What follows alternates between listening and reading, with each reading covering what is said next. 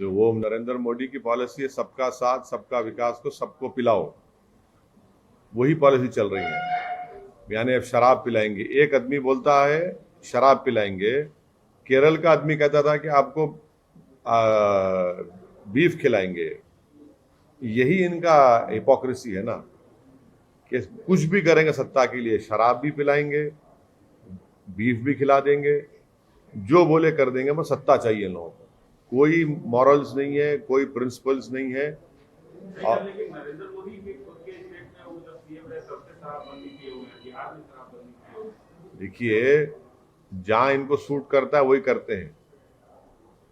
केरल में इनका एक प्रेसिडेंट कहा था कि आपको बीफ देंगे, इलेक्शन में याद होगा आपको, और अब ये कह रहे हैं कि शराब दे देंगे। तो इनके पास कोई मॉरल स्टैंडर्ड्स नहीं है, सत्ता के लिए कुछ भी करेंगे। अब एक नया ऐलान कर दिए, शराब फ्री में पिला देंगे।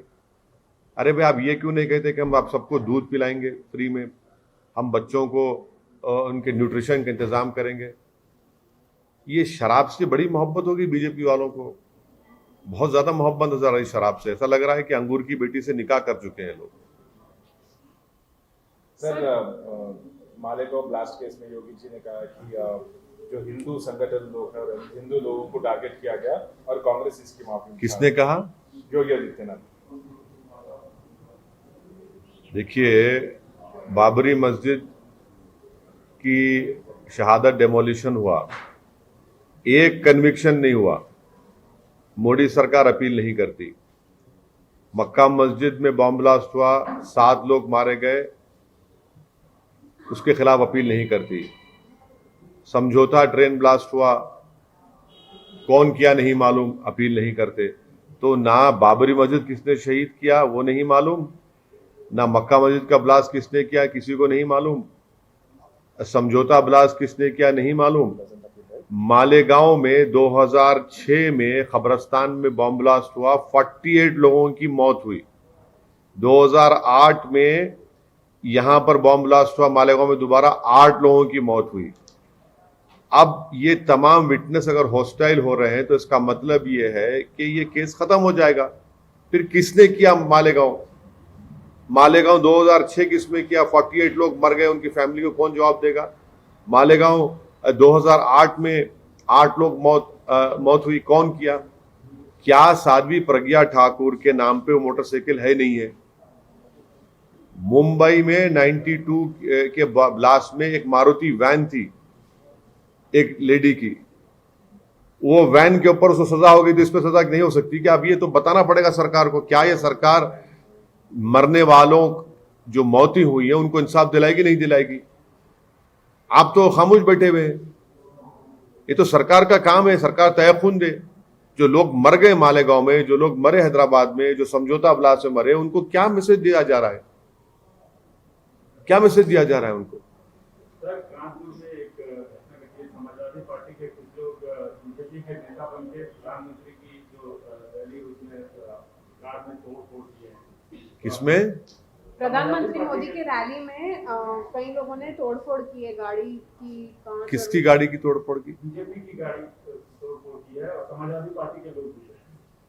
मेरे को नहीं मालूम, मेरे से अभी मालूम हो रहा है, नहीं मालूम, इस बारे में कोई इल्म नहीं है। सर, यूपी में कैश टनल मिला है, कहीं ट्रंक्स भर भर के कैश मिला है, उस पर आपका क्या कहना है? रेड्स चल रहे हैं यूपी में। प्रधानमंत्री से पूछना चाहिए कि नोटबंदी के बाद भी इतना पैसा कैसा आया वहां पर। डिमोनेटाइजेशन के नाकाम हो गया प्रधानमंत्री जी। 500 गई, 2000 हजार गई, क्या क्या बोले थे। अब ये भाई यहाँ तो माशाल्लाह खजाना निकल रहा है, 180 करोड़ रुपए, जिसमें 2000 की नोटें भी हैं। यूपी प्रदेश में ठोक दो के बावजूद भी इतना पैसा निकल रहा है। डिमोनेटाइजेशन शुरू दिन से हम कहते नाकाम साबित है, नाकाम साबित हो गया। इतना इतना नोट आया वहां पर और ये पता चलाना चाहिए कि आखिर ये इतना पैसा है किसका, सरकार बता दे। इसकी खुशबू तो पूरे भारत में फैल रही है। सर, आप उत्तर प्रदेश में काफी सक्रिय हैं, आपसे बहुत ज्यादा उत्तर प्रदेश जा रहे हैं और वहाँ के जाड़े में आप गर्मी भी पैदा कर रहे हैं अपने सियासी वक्तव्यों से। लेकिन आप पे एक जोरदार एक आरोप लग रहा है, जो काफी पहले से लग रहा है, लेकिन इधर भी कुछ ज्यादा आप पे आरोप लग रहा है कि आप बीजेपी को जिताने के लिए इतनी मेहनत कर रहे हैं। नहीं, अब देखिए, जिंदगी में मेरे को कोई चीज आती है तो मेहनत करना आता है।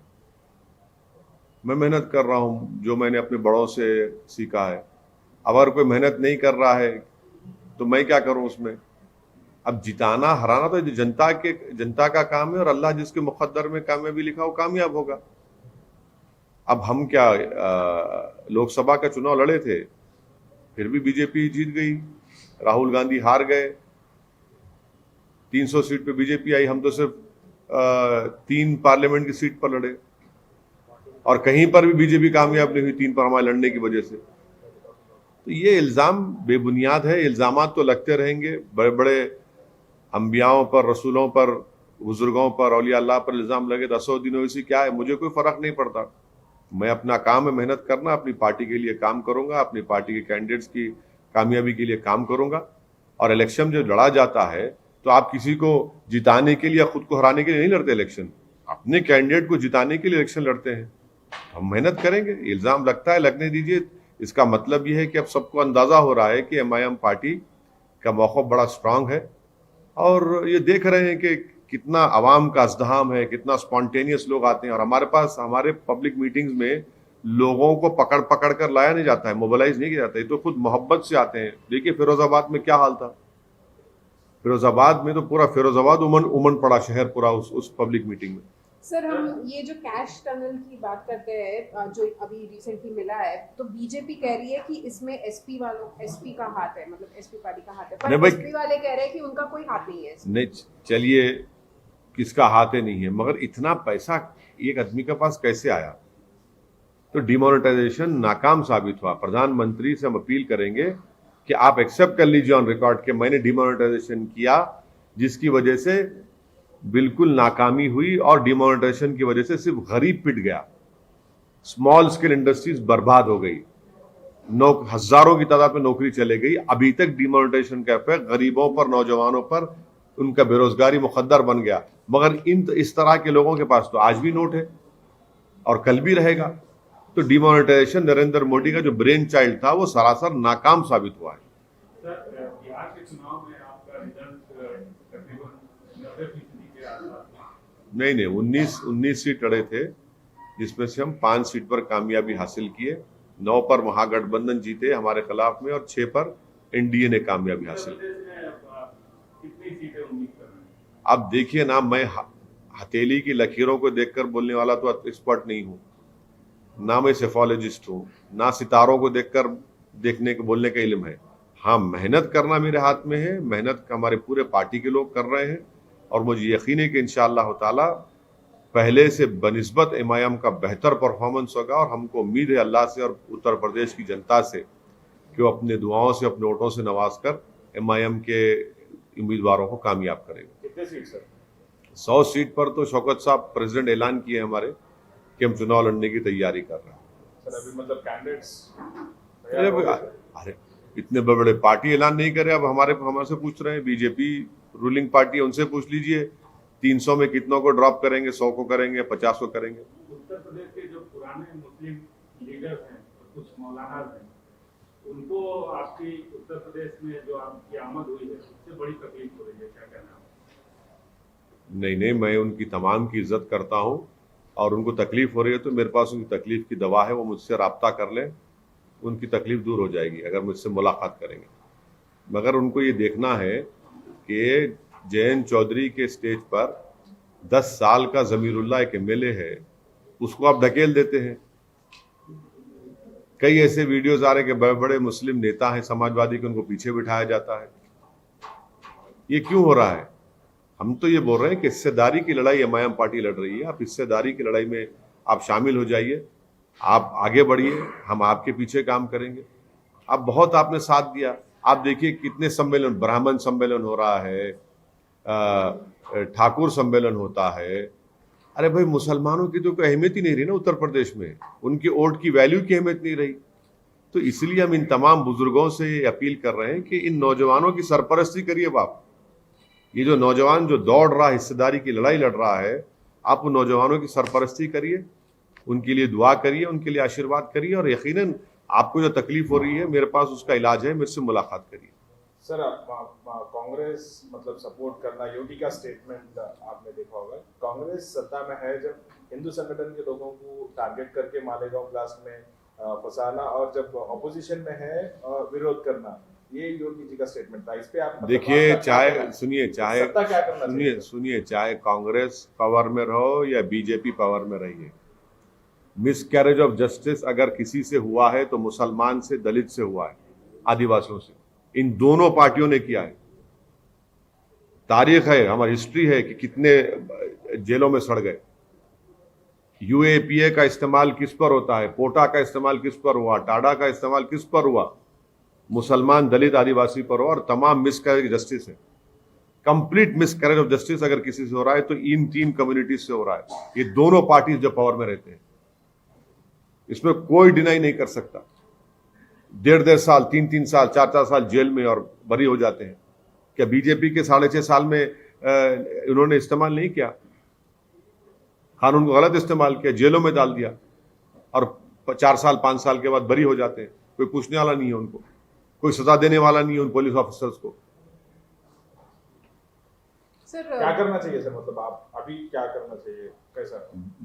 कानून में तरमीम करिए कि जो कोई भी गलत तरीके से किसी पर झूठा केस डालेगा तो उस पर भी सजा होगी, उसको, ऑफिसर पर या जो भी प्रोसिक्यूशन करेगा। क्या बात है, आप बताइए, 5-5 साल, 6-6 साल आप जेल में रहेंगे, और जब निकलते हैं उसके बाद केस खत्म, कोई पूछने वाला नहीं है। एक लड़का 8-9 साल राजस्थान में जेल में था, जाकर अपनी अम्मा की खबर पर रोता है कि अम्मा तुम आज मेरे सामने नहीं है। क्या हो रहा है ये? तो मिसकैरेज ऑफ जस्टिस डेफिनेटली हो रहा है। और इसी तरह के कानून जब आप बनाएंगे तो कानून आप बना देते, बुक कर देते, और जेल में उनको डाल देते, सड़ा देते वहां पर, और 8-9 साल के बाद बरी होते।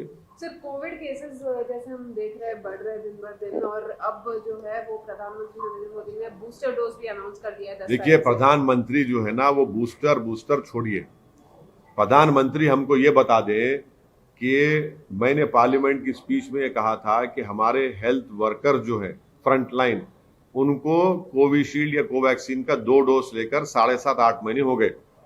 अब ये कह रहे हैं कि प्रिकॉशनरी वैक्सीन। अरे भाई, उनकी इम्यूनिटी खत्म हो चुकी है। प्रधानमंत्री देश को बता दें, नंबर 1, कि उनको प्रिकॉशनरी वैक्सीन तो कोविशील्ड कोवैक्सीन नहीं लग सकता है, सब एक्सपर्ट्स ने कह दिया। तो क्या प्रधानमंत्री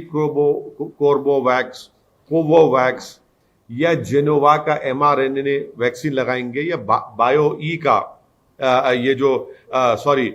भारत बायोटेक का जो नेजल देंगे?